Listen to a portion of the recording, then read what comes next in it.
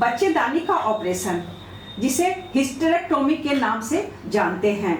और आज के दिन में जो टोटल लैप्रोस्कोपिक हिस्टेरेक्टोमी हो रहा है, उसके क्या फायदे हैं और कौन कौन से मरीज इसके लिए सुटेबल हैं, आज इस पर हम डिटेल चर्चा करेंगे। मैं डॉक्टर नीलू प्रसाद, डायरेक्टर आस्था लोक हॉस्पिटल एंड आस्था IVF। अगर हम बात करें कि बच्चेदानी का ऑपरेशन कब करानी चाहिए, इसके लिए बहुत सारे लिस्ट हैं। जब बच्चेदानी में कोई परेशानियां हो जाती है, ब्लीडिंग ज़्यादा हो, मांस बढ़ जाए, बहुत सारे इंडिकेटर आते हैं जिसमें कि बच्चेदानी को निकालने का एक डिसीजन लिया जाता है। बच्चेदानी को निकालने के यूँ तो ट्रेडिशनल जो मेथड हैं वो पेट में चीरा लगा करके बच्चेदानी को पेट से ही बाहर निकालते हैं, जिसे हम हिस्टेरेक्टोमी करते हैं, एब्डोमिनल हिस्टेरेक्टोमी। और एक दूसरा तरीका है कि बच्चेदानी को हम योनि मार्ग से नीचे से ही उसे एक एलिस से पकड़ करके खींच करके हम नीचे से ऑपरेशन करते हैं और नीचे से बच्चेदानी को निकालते हैं और नीचे से ही सारी सिलाई की जाती है, जिसे हम वेजाइनल हिस्टेरेक्टोमी कहते हैं।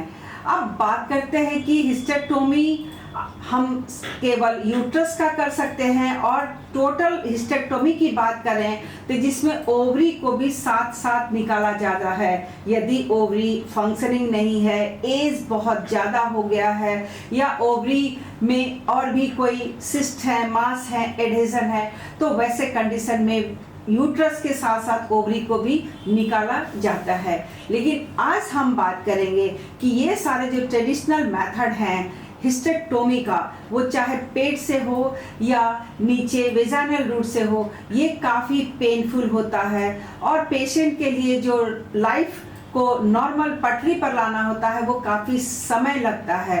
और अगर हम लेप्रोस्कोपी की बात करें तो आज के इस एडवांस टेक्नोलॉजी के युग में बहुत ही आम हो गई है। इसमें हम पेट में एक छोटे से चीरा लगाते हैं, जिससे हम कैमरा को पेट के अंदर ले जाते हैं, और उसके बाद छोटे छोटे 2 या 3 और चीरा लगाते हैं, जिससे हम अपने ऑपरेटिव इंस्ट्रूमेंट को पेट के अंदर ले जाते हैं। अब हम बात करना चाहेंगे कि ये जो ऑपरेशन है वो किन किन लोगों के लिए ज़्यादा फायदेमंद है। यूँ कहें तो लैप्रोस्कोपिक सर्जरी ऑलमोस्ट 90 to 95% लोगों के लिए बहुत ही सरल तरीका है ऑपरेशन कराने का। लेकिन कुछ कंडीशन में अगर बहुत ज़्यादा समस्याएं हैं तो हम लैप्रोस्कोपी को अवॉइड भी करते हैं। अब बात करेंगे किन किन लोगों में लैप्रोस्कोपिक सर्जरी नहीं की जाती है।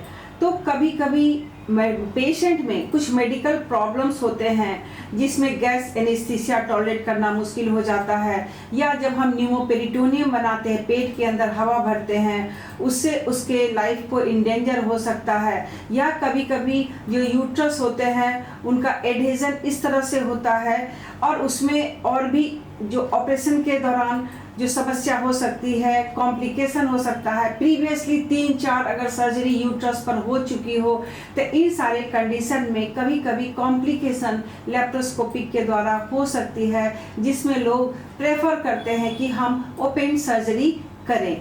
लेकिन बात करें कि ये जो लेप्रोस्कोपिक सर्जरी है, इसमें पेट के अंदर की जो भी सर्जरी है यूट्रस और ओवरी को लेकर के लेप्रोस्कोपी सबसे सटीक है। इसके लिए हमारे पेशेंट की कुछ तैयारियां की जाती है।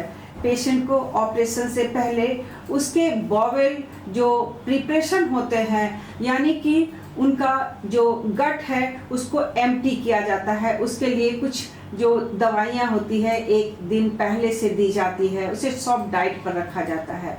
उसके बाद पेशेंट को एनेस्थीसिया चेकअप कराते हैं कि वो फिजिकली उस एनेस्थीसिया को वो बियर कर पाएगी कि नहीं, इसलिए इसमें PAC कराना बहुत ज़रूरी होता है।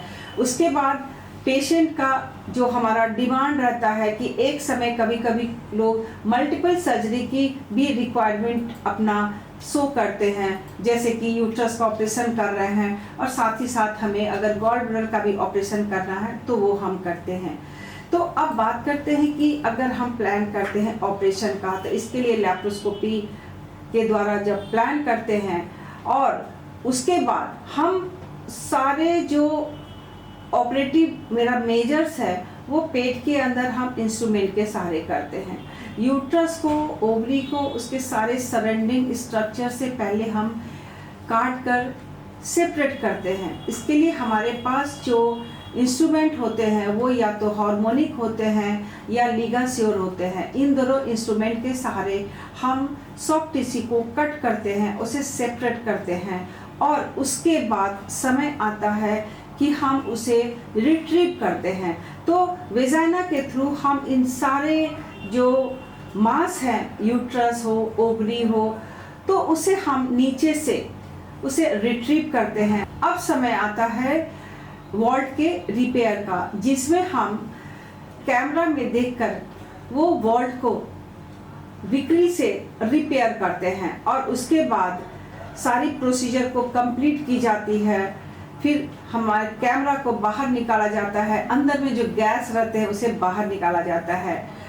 अब ध्यान दिया जाता है कि जो इंसिजन हमारा जो साइट था उसको हम लोग कुछ लोकल एनेस्थीसिया देख करके पेन को कम करते हैं, और उसके बाद समय आता है कैमरा को बाहर निकालते हैं, पेट के अंदर से सारी गैस को बाहर निकालते हैं, और इन सारे जो चीरे हैं छोटे छोटे 5 मिलीमीटर से 10 मिलीमीटर का, उसे हम एक स्टिकर के साथ हम उसे क्लोज करते हैं, और उसके बाद पेशेंट का रिवर्सल किया जाता है, यानी कि पेशेंट को बेहोश करके होश में लाया जाता है। और उसके बाद पेशेंट को एक फोलिस कैथेटराइजेशन के सहारे उसके यूरिन को भी मेजर किया जाता है।